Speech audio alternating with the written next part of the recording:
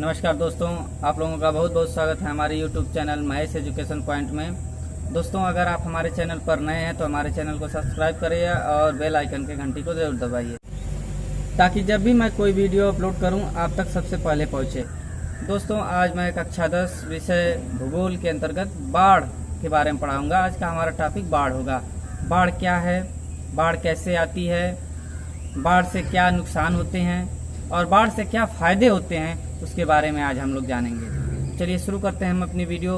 बाढ़, देखिए बाढ़ एक प्राकृतिक आपदा है। बाढ़ जब भी वर्षा ऋतु में वर्षा का जल ज़्यादा बारिश होने के कारण वर्षा का जल जब बहुत ज़्यादा अधिक हो जाता है तो वह जल धीरे धीरे हमारे क्षेत्रों से चल करके नदियों में चला जाता है और वही नदियों का जलस्तर इतना बढ़ जाता है कि वो आसपास के क्षेत्रों में फैल जाता है। फैल जाने की वजह से वहाँ का जनजीवन काफ़ी अस्त व्यस्त हो जाता है। बाढ़ कभी इतनी ज़्यादा भयावह हो जाती है कि लोगों के घर तक बह जाते हैं, पशु तक बह जाते हैं और लोगों को जान माल का नुकसान होता है। हर साल ऐसा होता है कि लाखों लोग बाढ़ में फंस जाते हैं और कईयों हजार की संख्या में लोग मारे जाते हैं। बाढ़ जो है, बाढ़ के लिए हमारे भारत की कई नदियाँ प्रसिद्ध है, जैसे गंगा, यमुना, कोसी, गंडक, घाघरा। तमाम नदियां हमारे भारत देश में बाढ़ के लिए प्रसिद्ध हैं। भारत देश ही में नहीं बल्कि विश्व के तमाम देशों में बाढ़ें आती हैं और वहां के जनजीवन को अस्त व्यस्त करती हैं। जैसा कि दोस्तों अभी मैंने बताया कि भारत समेत विश्व में कई ऐसी नदियां हैं जहां पर काफ़ी ज़्यादा मात्रा में बाढ़ आती हैं और जीवन अस्त व्यस्त होता है। तो भारत समेत विश्व के कई देश ऐसे हैं, जैसे पाकिस्तान में सिंधु नदी में जब बाढ़ आती है तो वहाँ का जीवन अस्त व्यस्त होता है। संयुक्त राज्य अमेरिका में मिसिसिपी मिसौरी नदी है, दजला फरात इराक में है। ऐसे तमाम नदियां हैं दोस्तों जहां पर बाढ़ें आती हैं और वहां के जीवन को अस्त व्यस्त करती हैं। दोस्तों, बाढ़ का प्रकोप तो इतना है कि हमारे भारत देश में ही कुछ ऐसी नदियां हैं जिनको शोक के नाम से जाना जाता है, जैसे दामोदर नदी बंगाल का शोक, कोसी नदी बिहार का शोक और ब्रह्मपुत्र नदी असम के शोक के नाम से जानी जाती है।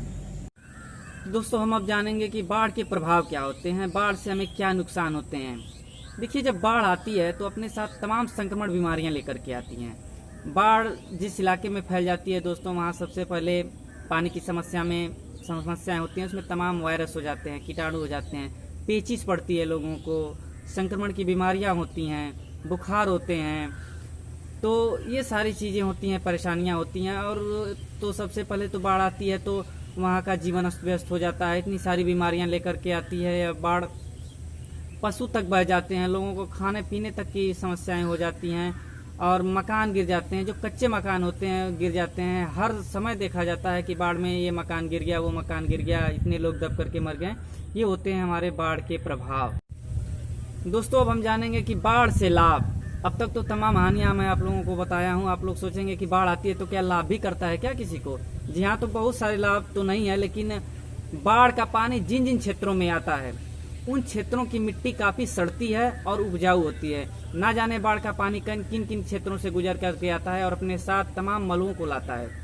और बाढ़ का पानी जिन क्षेत्रों में रुक जाता है और जब बाढ़ का पानी धीरे धीरे खिसकता है तो अपनी लाई हुई मिट्टी को धीरे धीरे जमा कर देता है और वह क्षेत्र काफी उपजाऊ हो जाता है। इतना ही नहीं, जो बाढ़ के पानी जब आता है तो अपने साथ जो मिट्टी लाता है उसे छोटे छोटे गड्ढों को अथवा बड़े गड्ढों को पाट करके धरातल को फिर से समतल कर देता है। बाढ़ से बचाव हम कैसे कर सकते हैं अपना? तो सबसे पहले हमें क्या करना है, या बाढ़ के समय जो आने वाली बीमारियां होती हैं उन बीमारियों से हम अपना बचाव कैसे कर सकते हैं। देखिए दोस्तों, अगर हमें पता चलता है कि हमारे क्षेत्र में बाढ़ आती है या बाढ़ आने वाली है तो सबसे पहले तो हमें वहाँ से अपने सामानों को सुरक्षित स्थानों पर रख करके वहाँ से थोड़ा पलायन कर जाना चाहिए।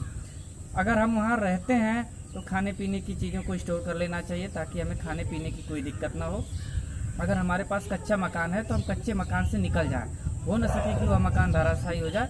और खाने पीने का तो एकदम ज़रूर से स्टोर करें उसको, ताकि हमें बाढ़ के समय कोई दिक्कत ना हो। और रह गई बीमारियों की बात, तो बीमारियाँ जो आती हैं बाढ़ अपने साथ तमाम बीमारियों को लेकर आती हैं, जैसे पेचिश है, संक्रमण की विराम बीमारी है, वायरस है, बुखार है।